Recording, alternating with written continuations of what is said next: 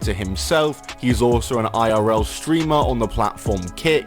Basically, he was streaming at an indie wrestling show. It was Knox Pro Wrestling based in Los Angeles, and he got into an awkward moment backstage where a wrestler called Psycho Stu assumes that he was a worker, so he started doing some work with him.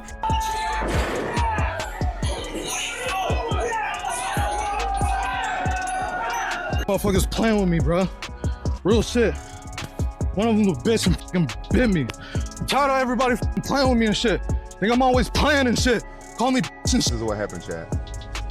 He went to a pro wrestling event with his coach. Those pro wrestlers, they be just as crazy as MMA guys, right? The pro wrestling guy don't know my son, and he hit him over the head with like a can or beer can or a bottle or something. It was Roger that was banned from Kick, not him, and he did speak in length about the entire thing. You know, it's hard for me to talk about it, but you know, I'm just keeping 100. You know, I feel bad about what happened to... The entire MMA and wrestling world was left stunned after a shocking incident at a live pro wrestling event involving Rampage Jackson's son, Raja. What was supposed to be a fun night quickly turned into chaos that's now making headlines, stirring debate across the internet, and raising questions about how far things can go before careers and lives are permanently damaged. Raja's actions inside that ring have sparked fierce backlash, with some calling it attempted murder, while others defend him as simply reacting in the heat of the moment. I got lit up last night. I got challenged. I got called the F word. Not the one that ends in an R. I got called the other F word multiple times. Outrage Jackson. And Joel even says to me, man, he's disgusted. I can hear it in his voice. I mean, I've known Joel 30 years. Like, he is legitimately disgusted with me. Of which is a word that he actually used. Disgusted. And he goes, I know why you did that. I know why you took his side. You were trying to be controversial and get clicks, but yeah, you're on the wrong side of this. It was an attempted murder, and he's going on and on. But here's the real question. Was this just a mistake that spiraled out of control? Or the type of violent outburst that could destroy his future forever? It all started when Raja Jackson attended a pro wrestling event with his coach. He wasn't there as a performer, just a spectator. But according to Rampage himself, one of the wrestlers in the ring, not recognizing Raja, struck him over the head with what looked like a beer can or a bottle. There was no warning, no setup, and Raja had no idea it was coming. Some believe the wrestler thought Raja was part of the act, but others insist it was reckless and unnecessary. What makes it worse is that Raja didn't even retaliate at first. His father had apparently told him not to fight back in situations like this. Still, getting hit like that in front of a crowd stung, and the humiliation lingered.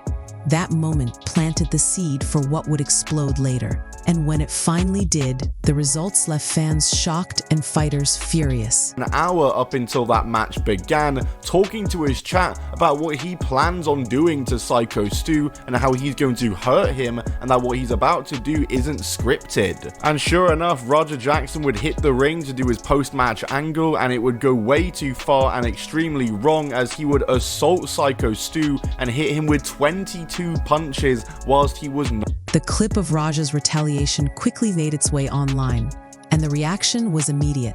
The MMA guru wasted no time tearing into Raja, calling him a dumb animal, and saying he should have been locked in a cage. He even went so far as to say Raja should have been knocked out cold, right there in the ring. That wasn't just harsh. It was a public statement meant to humiliate him. Shauna Ali also jumped in, saying the strikes Raja unleashed weren't just stiff. They were brutal, crossing every line of sportsmanship. Ali pointed out that while pro wrestling sometimes uses props, nothing justifies hitting someone with a can so hard it causes real harm. His verdict? You can't hurt people like that. It has to stop. It wasn't my fucking fault. Well, The goddamn cameraman's fault. I know he's watching this shit. If you watching this shit, nigga, how could you? I'll fucking cut you. That's what I expected, though. It's all good. We gonna figure this shit. And as more fighters spoke out, it became clear this wasn't going to be brushed off as just wrestling. The outrage was only growing when Rampage Jackson himself finally spoke. It wasn't the fiery defense many expected. Instead, Rampage revealed his frustration and his struggle as both a father and a fighter. He confirmed that his son was blindsided by a bottle strike and didn't know how to react at first. But as any father would, Rampage was furious someone would hit his kid like that. He admitted he had to talk himself down from doing something reckless, something that could have landed him in jail that same night. Still, his words about the wrestler who struck Raja were blunt, calling him stupid and careless. It was. Rampage wanted to stand by his son, but at the same time, even he couldn't ignore that Raja's retaliation had gone way too far. The line between defending family and admitting wrongdoing had never been blurrier for him. Once the dust settled, reactions poured in from across the MMA and wrestling world, and they didn't hold back. Derek Brunson admitted he first thought it was all part of a WWE-style act, until he realized it was very real. His stance was firm. Raja's actions were careless, unnecessary, and could have caused permanent damage. Chael Sonnen chimed in with a warning that things could turn legally disastrous if the victim, known as Psycho Stu, suffered major injuries like broken bones or missing teeth. Tim Welch was even harsher, saying he could barely stomach watching the clip because it looked like Raja's intent was to do severe, possibly fatal harm. Brendan Schaub, a friend of Rampage, tried to defend Raja at first, but admitted after seeing the footage that there was simply no excuse. And Kevin Lee went one step further, saying if it were his own son, he'd hand him over to the authorities to face the consequences. The voices were loud and unanimous. Raja had crossed a line that can't be ignored. As the video spread, it wasn't just fighters weighing in, it was law enforcement. Reports confirmed that police already have video evidence of the assault. However, no action has been taken yet. And the reason is chilling. They're waiting for Psycho Stu to make his official statement. That means Raja's fate is now hanging in the balance. If the wrestler decides not to press charges, Raja might escape jail, but won't avoid the tidal wave of online criticism. But if charges are filed, the words attempted murder and aggravated assault are already being thrown around. Even with Rampage's money and access to high-powered lawyers, experts warn this case could spiral into something massive. Right now, the cloud of uncertainty is darker than ever, and one victim's decision could change Raja's life forever. While Raja is at the center of the storm, Rampage himself hasn't been spared.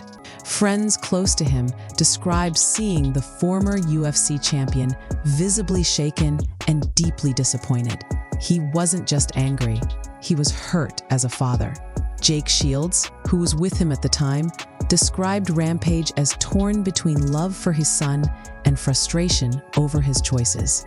Matt Brown went further, saying people were only showing sympathy because Raja happens to be Rampage's son.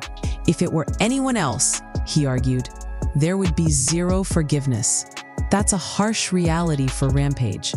His reputation as a respected veteran of the fight game is now tied to his son's actions. No matter what happens legally, Rampage will carry the weight of this controversy alongside Raja. Beyond the fight world, this incident has sparked a bigger discussion about the dangerous culture of streaming and clout chasing. Ryan Garcia raised the question, how far will people go for attention online? Reports surfaced that Raja's actions may have even been tied to a stream challenge, with rewards offered for knockouts.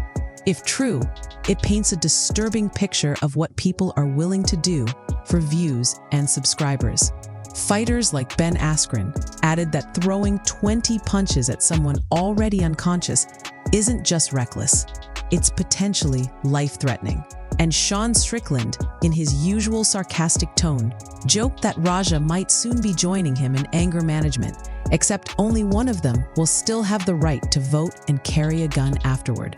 Beneath the jokes, though, is a sobering message.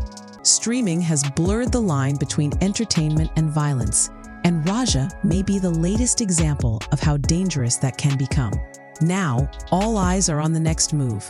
Will charges be pressed, leading to years behind bars?